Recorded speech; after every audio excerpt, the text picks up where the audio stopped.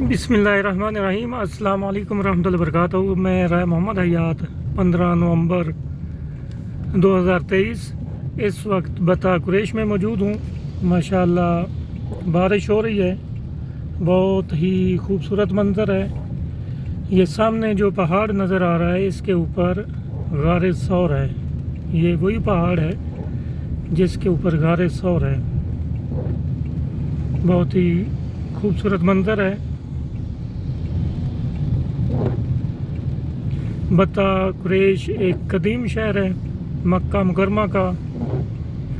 यहाँ पर कुरैश ख़ानदान मुकीम था, उसी के नाम से बता कुरैश मारूफ है।